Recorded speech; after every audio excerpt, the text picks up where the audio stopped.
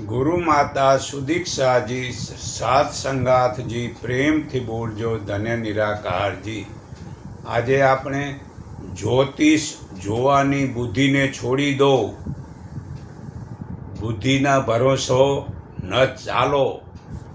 ગ્રહ નક્ષત્રો આસમાનમાં રહે છે તે પંચભૌતિકના નાના નાના બનેલા અણુ પરમાણુના બનાવેલા માત્ર પિંડ છે, જે ચંદ્ર, મંગળ, શુક્ર વગેરેની વૈજ્ઞાનિકોએ શોધ કરી છે। ત્યાં દેવતા રહેતા જ નથી, ત્યાં કોઈ પણ રહેતા નથી। જો રહેતા હોય તો કંઈક તેને અસર કરત, પણ ખાલી પૃથ્વીના કોઈ એક હિન્દુને જ અસર કરે તે બરાબર નથી। આ જળ વસ્તુ લોકો ઉપર જુદી જુદી અસર પાડે છે, તે એક બરાબર નથી, તે અજ્ઞાન છે। જ્યોતિષશાસ્ત્ર બહુ જ વિશાળ જ્ઞાન સમાયેલું છે, પણ છેલ્લા 2000 વર્ષથી તો આ જ્યોતિષે ખોટી શંકા ઊભી કરેલી છે ને લોકોમાં ખોટો ફેલાવો કરી દીધો છે। તે ખોટું છે તો લોકોને ખોટા ગ્રહ દશાનો ભય બતાવી તે લોકો પાસેથી ગ્રહની પૂજાના પાઠ કરાવી ધન પડાવે છે। ભોળા લોકો અંધશ્રદ્ધામાં દુઃખી થાય છે અને તે લોકો પોતાનું ભારે ખોટું કરે છે। શંકામાં ખરેખર અજ્ઞાનપૂર્ણ માહિતી ફેલાવવાનું એક ખોટું પાખંડ આ બ્રાહ્મણ લોકોએ સાધન બનાવી લીધું છે। ગણિત જ્યોતિષ ઋષિમુનિઓની ભેટ છે, તેમાં વૈજ્ઞાનિકની ઘણી વસ્તુ સારી સમાયેલી છે, પણ ફળ જ્યોતિષ તો એમ જ કલ્પિત ખોટું છે। લોકોને અશુભ ગ્રહદશાના ભયથી ડરાવવા અને ડરેલા લોકો પાસેથી ગ્રહ દેવતાની પૂજાપાઠના નામે કંઈક પડાવી લેવું, આજ માત્ર એક નવી ઘડેલી કલ્પિત ખોટી વસ્તુ ભોળા લોકોને ખોટી રીતે છેતરવાનો આ ધંધો છે। તો લગ્ન માટે જન્મ પત્રિકા જોવી તે ભૂલ થાય છે। છોકરો છોકરીનું મન માની ગયું છે, છતાં પણ તે પંડિતોએ જન્મકુંડળી જોઈ કહ્યું છે કે ગ્રહો મળતા નથી। બસ બધા જ પંડિતની વાત સાચી માની અને તે છોકરાના મન માની ગયા હોય, છતાં એને લોકો માનતા નથી। ખરેખર તો પહેલાં ગુરુકુળમાં તે છોકરા છોકરીના સંબંધ માટે તેમના ગુણ, કર્મ અને સ્વભાવને જોતા હતા, તેથી તે લગ્ન દરેક સફળ થતા હતા।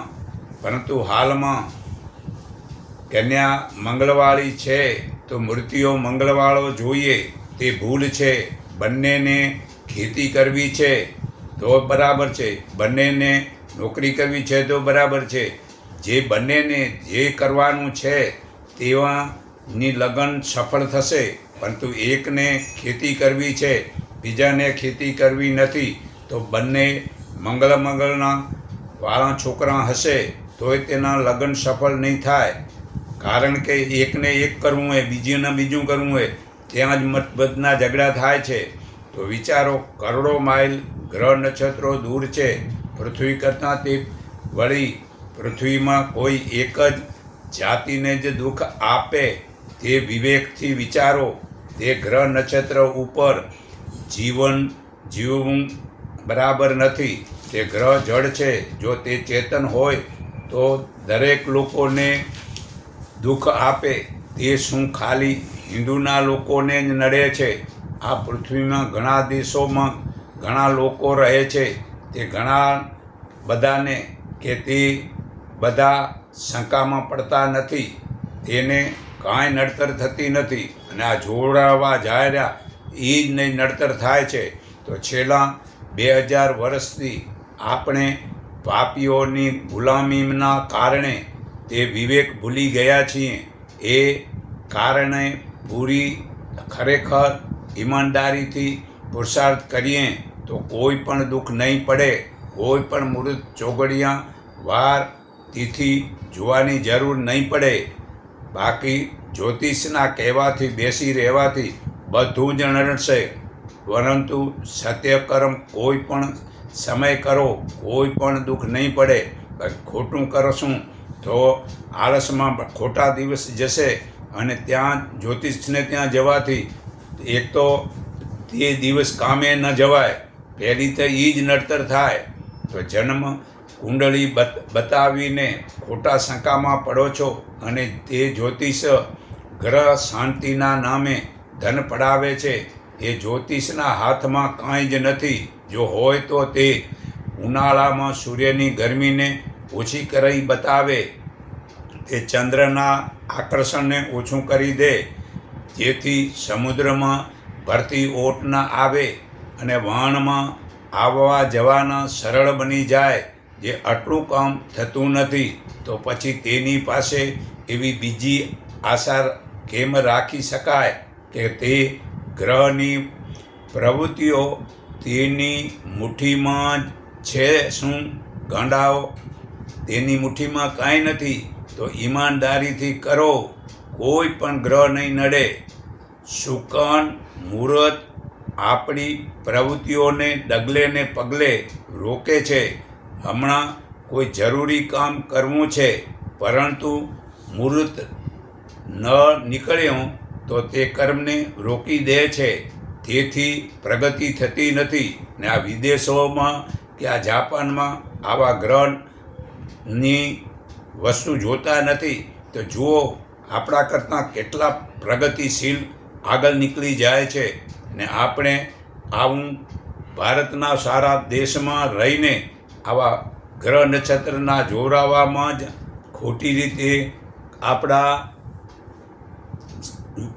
સમયનું બરબાદ કરીએ ને ધનનું બરબાદ કરીને નબળા બનીએ છીએ. તો જુઓ, વળી સોમનાથ મંદિર ઉપર મોહમ્મદ ગજનીએ આકર્ષણ કર્યું, તેનો પ્રતિકાર વિરોધ કરવાનો મુહૂર્ત ન જ મળ્યું. હિન્દુની વિશાળ સંપત્તિ લઈ ગયો, માટે સારા કર્મ કરો, કોઈ મુહૂર્ત ની જરૂર નથી. વળી અપશકન માનીને માણસો ખોટા શંકામાં પડે છે. કોઈ બિલાડી આડી ઉતરી તો કહેશે અપશકન થયું. કોઈ કૂતરે કાન ફફડાયો તો કહેશે અપશકન થયું. સ્ત્રી કોઈ ખાલી ગળો સામે લઈને આવી તો કહેશે અપશકન થયું. કોઈ છીક ખાધી તો કે હવે અપશુકન થયું. આવી શંકામાં પડીને કોઈ સફળ થતું નથી.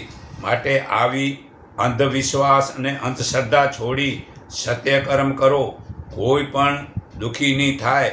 બાકી સારું મુહૂર્ત જોઈને કોઈને માથા ભારીને લાફો મારી જુઓ. લાભ જો થતો હોય તો આ ચોઘડિયા જોવાની શું જરૂર છે? લાફાબારી માણસને લાફો મારશો, લાફા બીજા બે મારશે. તો આ મુહૂર્તમાં શું કરે? અને કોઈકનું એક્સિડન્ટ થયું છે, તે ભલે કાળ ચોઘડિયું છે, પણ કાળ મુહૂર્તમાં જ તમે એને હોસ્પિટલ લઈ જાઓ, સારું થશે. કે લાભ મુહૂર્તનું મતલબ કે વાટ ન જોવાય. કે આ બધા કયા અનુભવ કરવાની વસ્તુ છે. અનુભવ કરી જુઓ. એક વખત કોઈને મતલબ ખરાબ થઈ ગયો, દવાખાનું કે મુહૂર્ત આવે ત્યાં લઈ જશું તો મરી જાય. ત્યાં મતલબ કે હુમલો આવ્યો એને આ તરત જ લઈ જાઓ, ભલે કાલ ચોઘડિયું સારું થશે. તો કોઈ નવી વસ્તુ ઘરમાં આવી કે પશુ આવ્યું કે વ્યક્તિ આવી ને ઘરમાં જે દિવસે આવ્યું તો તે જ દિવસે તે શુભ છે. બાકી અશુભ કાંઈ છે જ નહીં. અને જો અશુભ અત્યારે ગણે છે, કેમ કે સંયોગ જો કોઈક હાનિકારક પ્રસંગ બની ગયો તો દોષ બિચારા એ નવા આવનારને દઈએ છીએ. કોઈ ચીજો હોય કે વહુ હોય, નવી વહુ ઘરમાં આવી તે જ દિવસે સંજોગ અનુસાર ભેંસ મરી ગઈ તો બધો જ દોષ તે નવી વહુના ઉપર નાખીએ છીએ કે તે અભાગણી છે. વળી તેમને છોકરીઓ જો જન્મે તો તે અભાગણી છે. તો શું એના હાથમાં એ વિચાર તો થોડો કરો કે ભગવાનના હાથની વસ્તુ એ કે દીકરીઓ દેવીઓ કે દીકરા દેવા, તો એમાં અભાગણી માનવાનું આવે જ ક્યાં રહ્યો. પણ આ બધી સમજણ આપણે નથી, તેને લઈને મતભેદ ઝઘડા થાય છે. તેવી જ રીતે કોઈ પણ મનુષ્ય એકવાર સારું કામ થાય તો તેના ઉપર ઘીના આમ ઘડા રેડે છે, એના વખાણ કરે છે. આ કેટલો સારો હોય, ભલે આખી જિંદગીમાં ખોટા જ કર્મ કરતો હોય છતાં એકવાર સારું થાય તો એના વખાણ કરે, અને જે દરરોજ સારું કરે એનું કોઈ સમજતું નથી. તો શુભ કે અશુભ જોવાનું છોડી દો, છતાં હસ્તરેખાઓ જોવાની જરૂર નથી. જેનો હાથ ભલે કપાઈ ગયો હોય છે છતાં તે કામ સારું કરે તો લાભ જ થવાનો છે. બીજું કે ચહેરા ઉપર કોઈ ચિહ્ન જોઈને જેને ભાગ્યહીન કહેવું તે ભૂલ છે. તે લોકોનું મનોબળ નાશ કરી નાખો છો, પછી તેની પ્રગતિ થાય જ કેવી રીતે? થોડુંક તો વિચારો. તેના ઉત્સવ પછી ક્યાંથી થાય? વિચારો. આ સર્વે શંકાઓની જંજાળમાંથી આપણે નીકળીએ અને આ બૌદ્ધિક પરાવલી બની બેડીઓ તોડી નાખીએ. આ એમાં બેડીઓમાંથી નીકળીને જઈએ, એ જ આપણા માટે બહુ સારું છે. તો ખરેખર આપણે એક તો જુઓ, દ્રષ્ટાંત તમને હું આપું છું કે એક પહાડ પર 2 કીડીઓ રહેતી હતી. એક ખાંડની ખાણમાં અને બીજી મીઠાની ખાણમાં રહેતી હતી. ખાંડની ખાણમાં રહેતી કીડીએ મીઠાની ખાણમાં રહેતી કીડીને ભોજન માટે આમંત્રણ આપ્યું. બીજા દિવસે મીઠાની ખાણવાળી કીડી તે આખો દિવસ ખાંડની ખાણમાં રહી, પરંતુ તેને ખાંડનો એક પણ કણ ન મળ્યો ખાવા. પાછા નીકળતી વખતે તેણે ફરિયાદ કરી કે બેન નાક તે મને હેરાન કરી. તારે ત્યાં ખાંડનો એક પણ ટુકડો તો છે જ નહીં. નજીકમાં જ ખાંડની ખાણવાળી કીડીનો છોકરો ઊભો હતો. મીઠાની ખાણવાળી કીડીના મોંમાં આંગળી નાખી. તેણે કહ્યું, માસી, પહેલાં આ મીઠાનો ટુકડો મોંમાં લઈને ફરો છો, તેને બહાર કાઢી. તે ટુકડો કાઢ્યા પછી તેને પેટ ભરી ખાંડ ખાધી. જે લોકો કર્મકાંડમાં પડ્યા છે, ગ્રહના મતલબ નડતરમાં પડ્યા છે, તેઓના મોંમાં સમજો આ મીઠાના કીડીની જેમ આ વસ્તુ કર્મકાંડ પડ્યો છે. જે મીઠાવાળી કીડીના મોંમાં જે ખાંડ જાય ક્યાં? જે મીઠું જ ભરી હોય તો એને મીઠું કાઢે નહીં, ત્યાં સુધી ખાંડ સારી લાગે નહીં. તેમ જ્યાં સુધી માણસો આ કર્મકાંડ ગ્રહ નક્ષત્રને છોડે નહીં, ત્યાં સુધી પરમપિતા પરમાત્માનો આનંદ મળે જ કેમ? કારણ કે આ જે કર્મકાંડ તે માયા છે, તે માયાને જો છોડે નહીં તો પરમાત્માનો આનંદ મળે જ નહીં. એટલે આજથી ખરેખર આજ શુકન મુહૂર્ત ખરેખર છોડી દો. અને જુઓ, આપણે એક બીજું કે એક પંડિતજી હતા જે દરરોજ પૂજા કર્યા પછી શંખ વગાડતા હતા. શંખનો અવાજ સાંભળીને તરત જ પાડોશમાં ધોબીનો ગધેડો જોરદારથી ભૂકવા લાગતો હતો. પંડિતજી ખૂબ ખુશ થતા અને કહેતા કે ગધેડો પૂર્વજન્મનો જોગી છે. એમણે તેનું નામ પણ શંખરાજ પાડી દીધું. એક દિવસ શંખરાજ બોલ્યા નહીં. તપાસ કરતાં ખબર પડી કે ગધેડો મરી ગયો છે. પંડિતજીએ આ દુઃખમાં પોતાનું માથું મુંડાવી નાખ્યું. સખરાજ મરી ગયા છે એ ખબર તથા પંડિતે માથું મુંડાયું છે એના સમાચાર મળતા એમના યજમાનોએ પણ માથું મુંડાવી પાડ્યું. એ જ દિવસે ગામમાં એક સૈનિક આવ્યો હતો. એણે સખરાજના મરણની વાત સાંભળી તો તેણે પણ માથું મુંડાવી નાખ્યું અને ધીરે ધીરે આખી ફોજ મુંડાયેલા માથાવાળી બની ગઈ. તો હેરાન પરેશાન અધિકારીઓએ તપાસ કરાવી તો ખબર પડી કે સખરાજ કોઈ વ્યક્તિ નથી, એ ગધેડો હતો. લોકોએ તે અંધવિશ્વાસ વંશ થઈને માથા મુંડાવ્યા હતા. તો કોઈ વસ્તુ સ્થિતિ જાણવાનો પ્રયત્ન જ ન કર્યો અને અંધવિશ્વાસમાં આવી જઈ રીતે ફેલાય છે. તો આવી અંધશ્રદ્ધા છોડી દો. ખરેખર અનુભવ જાણ્યા વિના કોઈ પણ કાર્ય કરવું નહીં. આ એક જાણ્યા વગર પંડિતે માથું મુંડાયું ગધેડાના લઈને તો બધા મતલબ ફોજ ને આખું ગામ મુંડાવવા માંડી ગયા. તો આ મતલબ બધું ખરેખર આ અંધશ્રદ્ધામાં જ આપણે આ જ્યોતિષના ચક્કરમાં રહી અને આપણે પાછા પડી જઈ રહ્યા. આવો ભારત દેશ છે તો ઈમાનદારીનું વર્તન કરો. આ ઉત્તરાયણના સામે ધંધા ન થાય. આવા બધા મતલબ ખોટા પાખંડમાં પડીએ છીએ અને પછાત રહી જઈએ છીએ. તો આ રઘુર્વેદ 7:89-4 દુઃખનું મુખ્ય કારણ છે મનુષ્યનું અજ્ઞાન. આજે સંસારમાં દરેક પ્રકારની ભૌતિક વસ્તુ અને ધનમાં ખૂબ પ્રગતિ કરી છે, છતાંય મનુષ્ય પહેલાં કરતાં પણ વધારે દુઃખી છે. એનું મૂળ કારણ છે કે તે પોતાના ચેતન આત્માને ભૂલી ગયો છે. આપણા જીવનનો લક્ષ્ય શું છે એ બાબતમાં મોટા ભાગના લોકો જાણતા જ નથી. ધન કમાવાની હરીફાઈમાં લોકો પોતાના ચેતન આત્મા અને પરમાત્માને ભૂલી ગયા છે અને સાચા સુખનો આનંદ માણી શકતા જ નથી.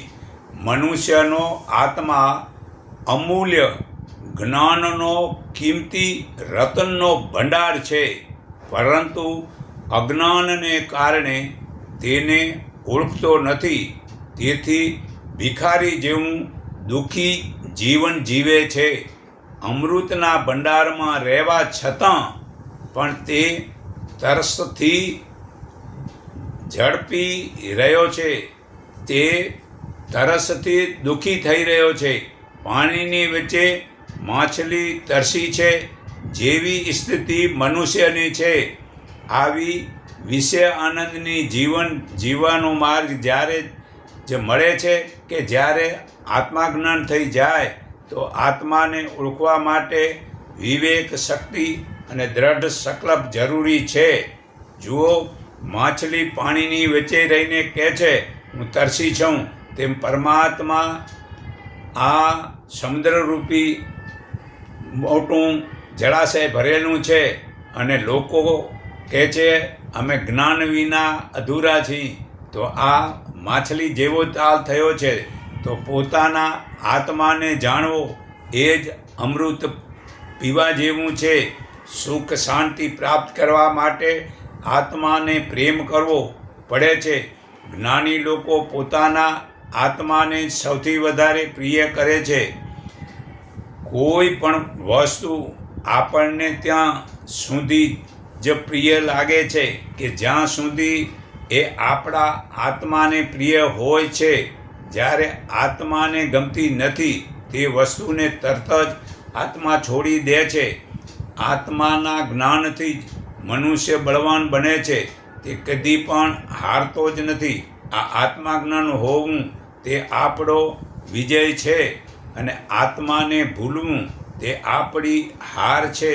મનુષ્ય જ્યારે પોતાના આત્માને પરમાત્મામાં જોડે છે ત્યારે પોતે સર્વશક્તિમાન હોવાને અનુભવ કરવા લાગે છે ત્યારે તેનું બધું જ અજ્ઞાન દૂર થઈ જાય છે. આત્મા જ્ઞાન એ મૃત્યુ પર વિજય મેળવાનું શ્રેષ્ઠ સાધન છે. એ પરમાત્માનો આશ્રય શરણ લઈને મનુષ્ય યશસ્વી બને છે, તેજસ્વી બની જાય છે તથા તેની શારીરિક અને માનસિક શક્તિઓમાં ખૂબ જ વધારો થાય છે. મનુષ્ય જ્યાં સુધી પરમાત્માને સમજતો નથી તે પરમાત્માને ક્યારે અનુભૂતિ થતી નથી.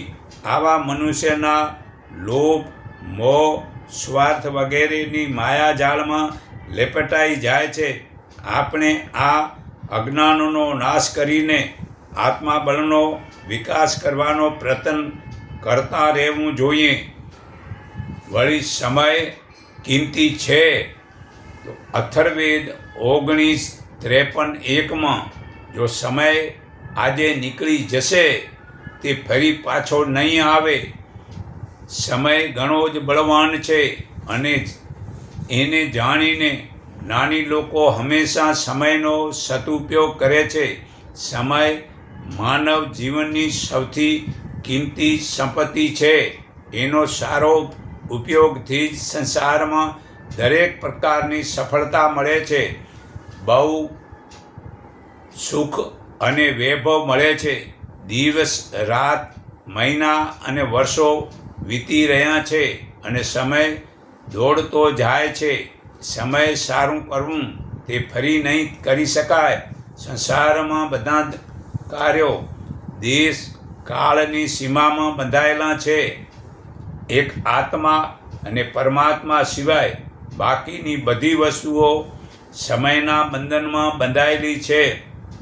ફક્ત જ્ઞાની પુરુષ જ સમયરૂપી ઘોડા પર સવારી કરી શકે છે. વળી જેના જીવનમાં આત્માનો ઉચ્ચ લક્ષ્ય હોય છે તે સમયનો સદુપયોગ કરીને કાળને હરાવી શકે છે.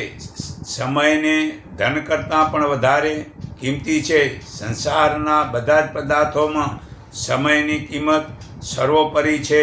જો સમયને સમજે છે તેને સમય નાશ કરતો નથી. જે સમયને ખોટી રીતે ઉપયોગ કરે છે તે મનુષ્યને સમય નાશ કરી નાખે છે. સમય શુભ જીવન અને લક્ષ્મીનો ભંડાર છે. સમયના સદુપયોગથી જ મનુષ્ય જીવન શુભ અને પવિત્ર બને છે. લોકો આળસ, નિંદ્રા અને ગપ્પા મારવામાં સમય બગાડે છે. અમો કહીએ છીએ ભગવાનનો સત્સંગ સાંભળો તો કહે છે સમય નથી, અને ઝઘડો સાંભળવા સમય મળે છે. કેટલી મનુષ્યની અજ્ઞાનતા છે. તો ખરેખર આવો સમય મળ્યો છે તો એ કાલ કરે સો આજ કર, અને આજ કરે સો અબ. એ સો બની તો દ્રષ્ટિ પરમાત્મા જોડી દે, વળી કાલે કોણે જોઈ છે. તો ભવિષ્યને છોડીને વર્તમાનમાં પરમાત્માને પ્રાપ્ત કરી લે. જે વર્તમાનનો લાભ ઉઠાવે છે તે પોતાના ભવિષ્યને સુધારી શકે છે તથા કાળ વિજય બની જાય છે. સમયનો સદુપયોગ ચારિત્રનો સર્વથી શ્રેષ્ઠ ગુણ છે. ગીતા અધ્યાય 8:24 જે કાળમાં મનુષ્ય મનમાં સ્થૂળ પદાર્થની કામનાની રહી જ નથી, તે આત્મા પ્રકાશથી શરીર છોડીને પરમાત્માને પામે છે. અને જે કાળે મનુષ્યના મનમાં કામના છે તે ખરેખર મનુષ્ય આ સ્વપ્રકાશને જાણતો નથી. તે મૃત્યુ પછી કામનાઓને લીધે આ પાછો સંસારમાં ફરે છે. આ સનાતન જાણ્યા પછી વેદ, યજ્ઞ, તપ દાન સર્વને છોડી દે છે. આ ગીતા અધ્યાય 8 શ્લોક 28માં પુરાવો છે. તો ફરી સંતના સંગથી પાપો છૂટે છે. તો ફરી સંતોના સંગથી પાપો છૂટે છે તે વિશે જાણો. ઋગ્વેદ 10:137 અથર્વવેદ 4:13 જો કચડાયેલા લોકોને ઉપર ઉઠાવે છે અને ગુનેગારને પાપોથી છોડાવે છે તેવા સંત જેવા મહાન પુરુષોના સંગથી આપણા પાપો છૂટે છે અને જીવનનું શુદ્ધિ થાય છે. જો પાણીને નીચાણ તરફ જવામાં મુશ્કેલ પડતી નથી, ઉપર ચડાવવામાં પંપની શક્તિની જરૂર પડે છે. એવી જ રીતે શરીર, મન, બુદ્ધિ અને ચિત્તને પાપ કર્મો મનુષ્યને નીચે સહેજ લઈ જાય છે, પરંતુ પૂરી ઈમાનદારીથી સત્યકર્મ મુશ્કેલ પડે છે. તો પાપી થઈ ગયા પછી નિરાશ થવાની જરૂર નથી. એવા ખોટા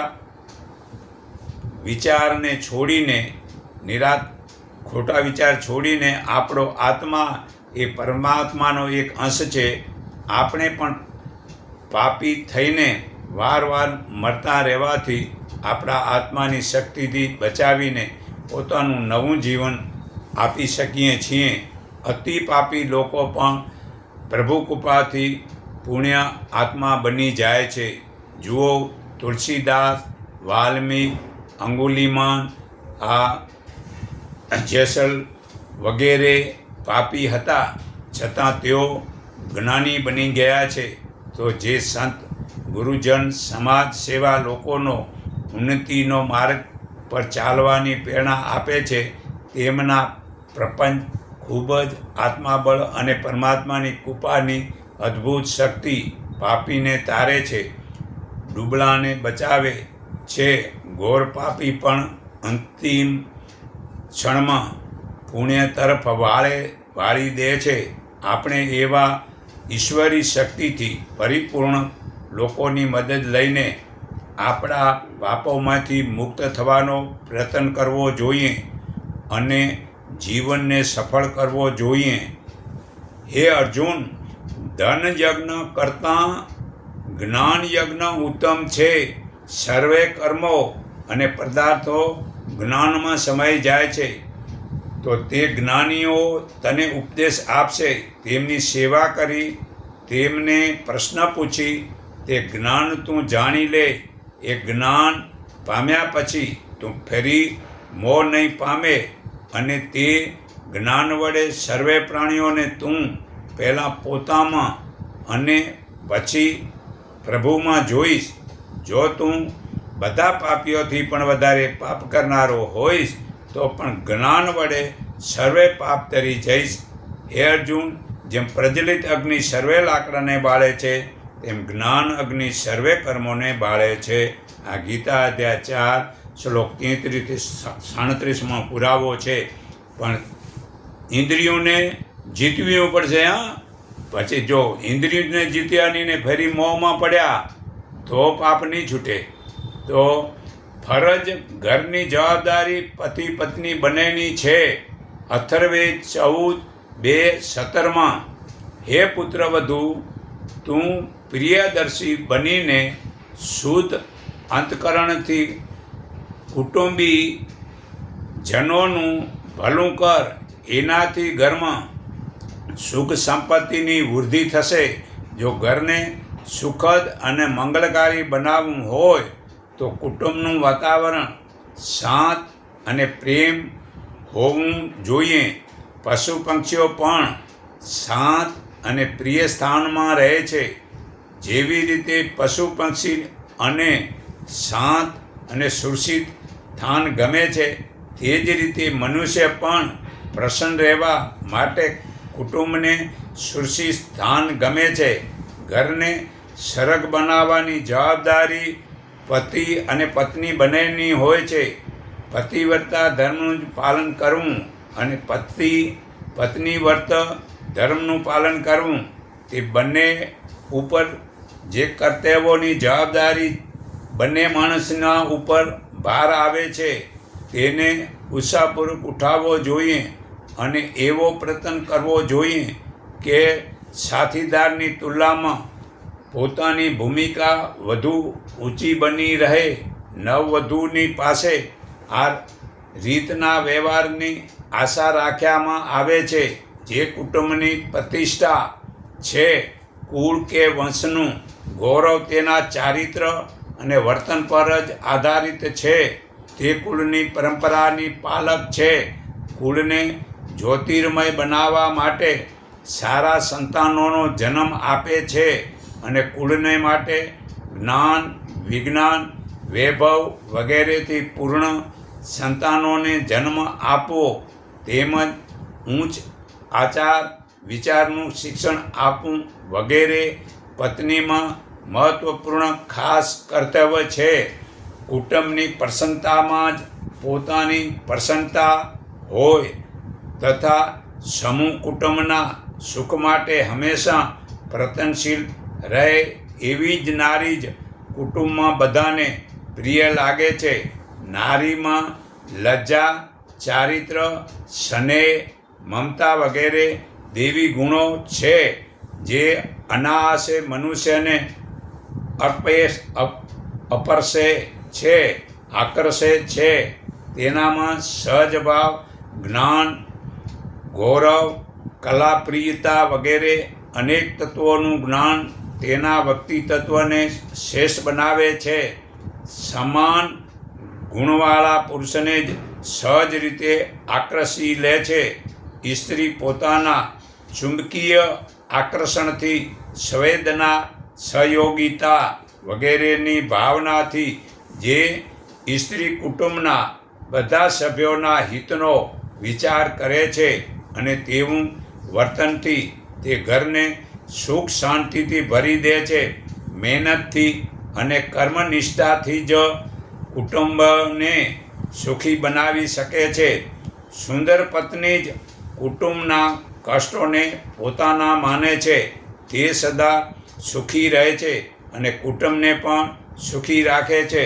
તો આ જ્યોતિષના ચક્ર છોડી આવું કુટુંબમાં નવ્યું વહુ જો કરે, છોકરા નાના બધાય મતલબ સારું કરે તો ઘર સ્વર્ગ બની જાય.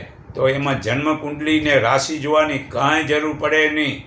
આ જ્યાં સુધી આળસ હશે અને ખોટી રીતે પડ્યા રહેશું તો બધાય રોગ થશે ને બધીએ નડતર થશે અને પછી જ્યોતિષને જશો તો એ પૈસા તમને દેવા પડશે. ઉપરથી રોગ ને કંગાળ થશો.